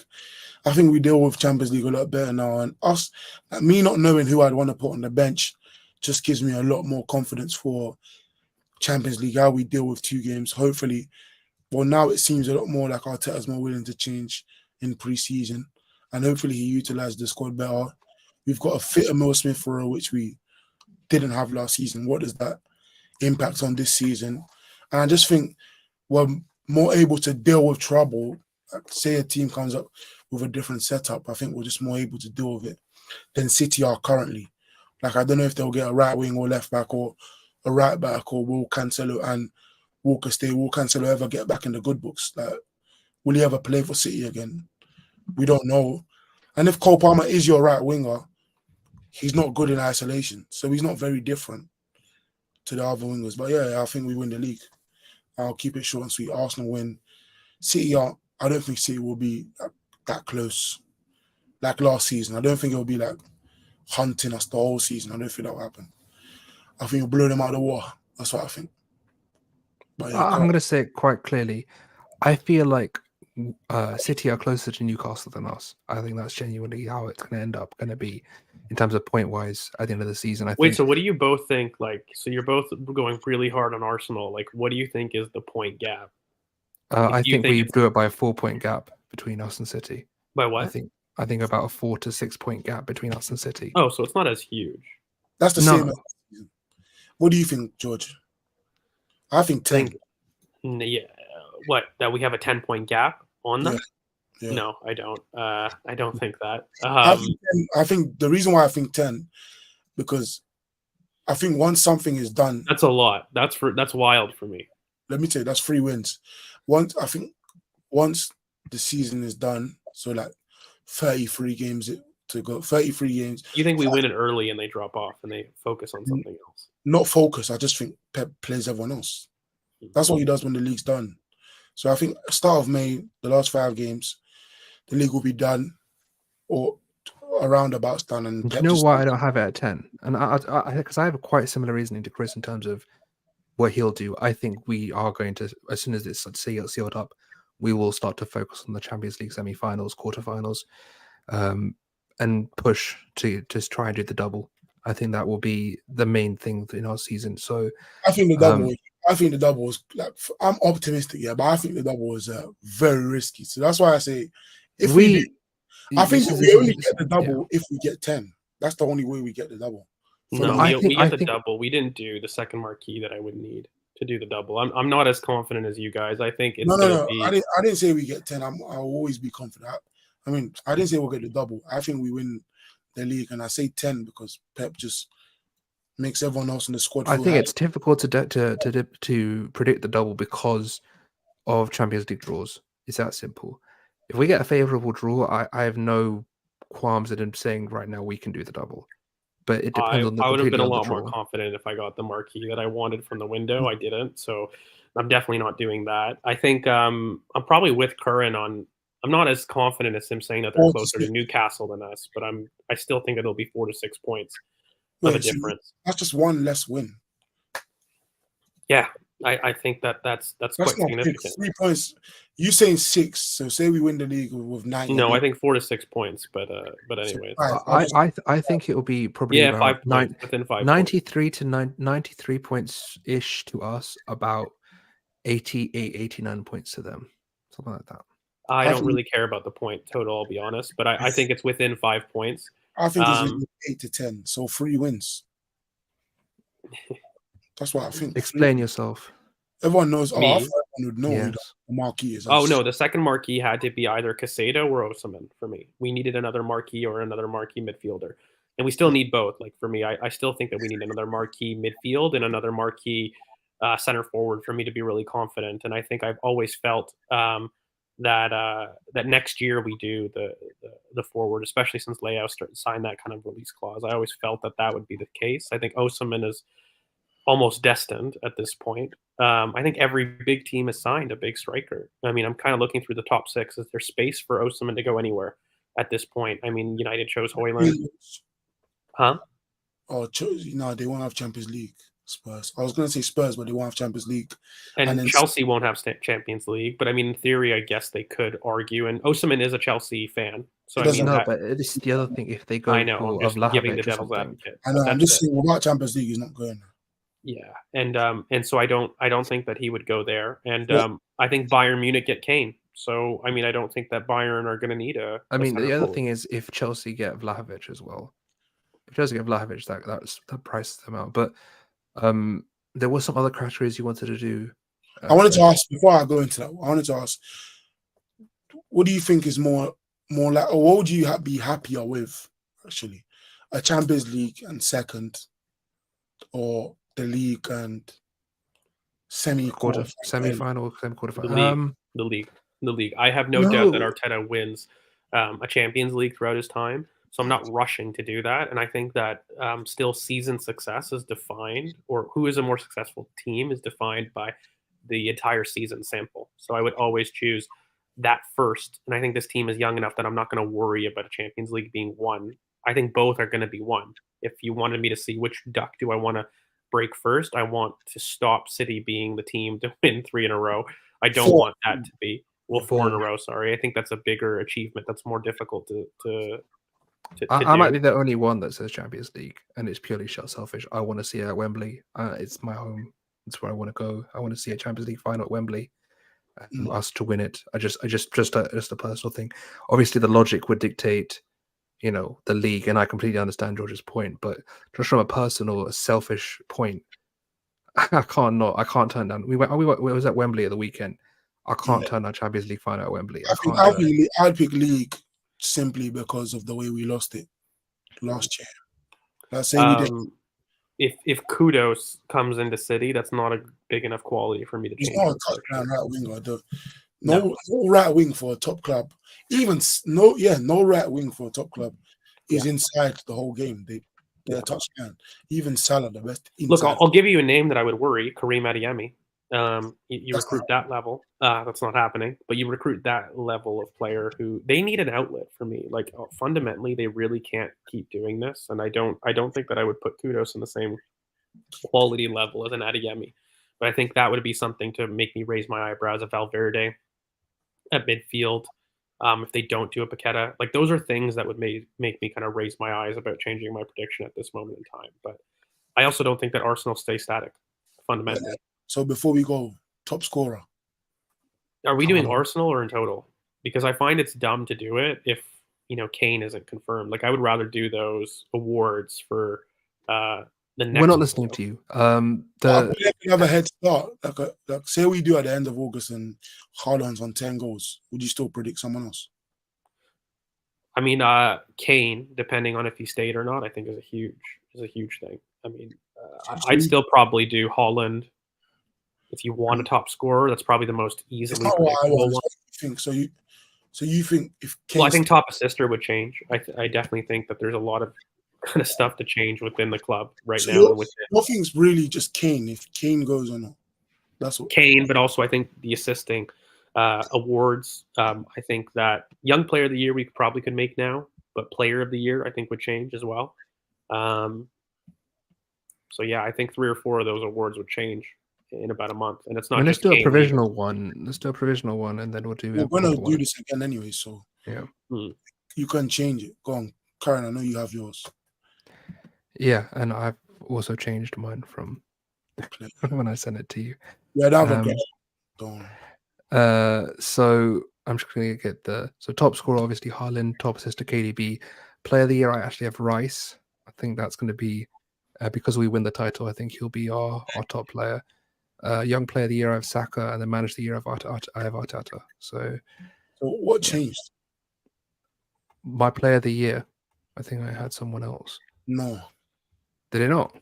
Oh well, No. then fair enough. I didn't change it at all. Well, George. Can the same person win young player of the year? Yes. And what's the limit again? Is it 23? 21. It's 21. So 21 when you start the season. So When that's you start the season. yeah, not when you end. When it starts. Okay. Top scorer, I'll go for Holland. Top assister. I have a feeling that I know this is not working for my agenda, but it'll be Martin Odegaard. I think Odegaard will have the most assists. I thought you didn't have an agenda. No. Wait a second. Because I said that last year and both of you laughed at me. Yeah, So well, it wasn't true, was it? We were it right. wasn't true, but it's just funny Oh, to see how so it's just we were funny to right. see how the tables Nah, have changed. so we were right to laugh. No, there's nothing changing. He's going to be a lot deeper in build-up. Last year he wasn't. Hmm. The Still not rule good has enough. changed. We were right to laugh at Karen. Yeah, we're right to laugh at George now. You can laugh. I don't think so. I think that he's gonna in a deeper role. He's gonna be responsible for a lot more. Give me a range. What's the range of what? Okay, for his You're assists. You're saying Kevin De Bruyne, and he's not gonna make more than 15 Premier League games. I'd rather many go do safe. Yes, George. Yeah, so he's gonna be my top assister, and then player of the season is gonna be Bukayo Saka. He's also gonna be my young player of the year. I think he's gonna be our best player. He's gonna ride us to the title. I love that boy, and I just think that Arsenal don't do the big things that they need without Bukayo Saka, and I think that he's the person to take us there. And is there another award that we have to do? Manager. It'll be Arteta, just because whoever wins the league normally wins those things. So I guess it'll be Arteta. It's just so boring. It's just so boring. It is boring. It is. You know what? Why don't we change it just with us? Like, who do you guys think will be the surprise manager of the year? Areola. I was gonna say if Newcastle do one, even though Champions League shouldn't factor into it, it does. If Newcastle do one Champions League and finish third, Eddie Howe could get it.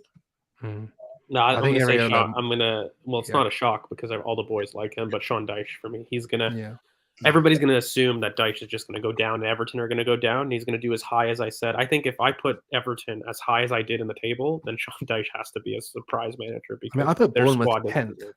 So for me, if Bournemouth finished 10th, that's a great achievement, especially in that second season when you're susceptible to a bit of cockiness going into that second season.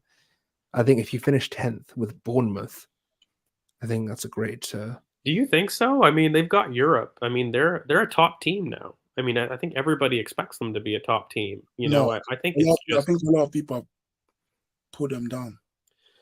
Well, I don't agree. I mean, look, go back to being the top teams, but I just don't think that. And for me, I think. Well, wouldn't people have Brighton, even though they don't believe that they'll get top 4? They have them at least top 8. Oh, look, done. Ooh. Sorry. To have them 8th to 4th is big, George, though. Big gap. I know, but don't people have from 14th to relegation in terms of Everton? I see a lot of people that believe that Everton will be relegated. I think there's a bigger jump there and a bigger expectation, but I don't mind putting De Zerbi there. That's fine. But for me, the player of the year, the top scorer will be Haaland. He just is never injured. He's pretty guaranteed 30 goals. Assist are Saka. I think the back post headers will be there for Havertz. That's a good point, actually. That's a very good point. And the cutbacks. Wait, who is it? Who's Saka? Saka gets top assist. Saka gets player of the year. Saka gets young player of the year. Arteta gets manager of the year. I think Saka gets Arsenal. If Saka gets player of the year and young player of the year and doesn't get Arsenal player of the year again, I'm gonna be very annoyed because this year he should have got it. But last year, sorry, he should have got it. So Saka, Haaland and Arteta, and then round up on the Arsenal. On the Arsenal was for me it'd just be Saka player of the year, Saka assists. I think Martinelli scores the most goals if we're doing that. Yeah, I think we're all in agreement that Martinelli scores the most goals. And then you can't have manager of the year. The surprise package how many? is going to be... How many goals? In the league? 21. Yeah, in the league. In the I've got 20. I think bang on 20 is... I'm saying 21 is all comps. No, I'm saying Prem. In the league, what do you say? 16 because he started so slow. Yeah. That's true, actually. He has started. No, he doesn't take pens. He doesn't take. Yeah, no. Maybe 18. I'll go with 18. I think he gets 15. 16, 15. How many Saka shirts do I own? 2, the pink one and the black one. The pink one and the black one. Hard shirts. Why didn't you get Saliba on the black one? I don't want a number. What number was he last season? 12. Oh, was he 12? Well, no, you can get a 2, I guess. No. Did they still sell the old ones? No, not in the Arsenal shop. But you can get them on. By the way, I don't like our jerseys this year. I really the green one. I want to see the green one. The green one might save it. Which one? You don't have any of them? No, the home shirt I like. I actually think the home shirt is probably better than last year. But beyond that, no, I don't like. Weirdly, I like the green one. There's just something about it. The second. I prefer. I think this might be a bit controversial. I prefer the collar. I liked last year's home kit more than this year's home kit. I don't know, that red and gold isn't really hitting. Sorry for the assist. But the green kit this year is the one I'm probably going to get. How many goals for Kai? He's going to score a lot because of the system. I think he bangs 15 goals in all comps. And I think he might. I would say about 7 or 8 in the league, maybe 10. He gets 12 in the league. Yeah? Yeah, 12 in the league. He scored 9 last year. I would say about 8 to 10 for me. George, you didn't say how many assists you think Odegaard gets? In total? Yeah, I think he gets 16 to 18 assists. In all comps? Like that. Yeah. No, in the league. In the league. You said he'll be top assist in the league. I do. I just don't think that there's 14? I don't think 13, no, 14? I think he'll get 15. I think he'll get 15. He'll get a couple. For me, Europe, a lot of the assists will come from the cutbacks from Saka or from Martinelli. No. That's why I agree. That's why I think he gets top assist. I think it's like 13 assists and like 12 goals or something. 15 no, goals. I just have the feeling with him moving deeper, he's not responsible for his goal scoring anymore. He's going to be able to get those assists. Yeah. That's really it. Awesome. So I'll do my thing essentially. Yeah, do your thing. All right, guys, thank you so much for sticking with us. We've gone almost 2 hours now. We hope you guys enjoy the predictions. Of course, we're going to be coming back to this kind of at the end of the month when the transfer window is done, and we'll have our say in order to kind of lock in those predictions. Guys, let us know in the comments what your predictions are. If you disagree with anything in our tables, let us know. Make sure you guys like, comment, subscribe. You hit the bell for notification to know when, in fact, we do upload. And, of course, you can find all the socials down below at GeorgeV_AFC and Curran at Curran BOP and Chris at CK FTBL, and we are Ball Over Passion here on YouTube or at BOP Footy on the Twitter. So, guys, thank you so much. Appreciate everything. We'll catch you guys with some more content later down the line. Peace. Peace.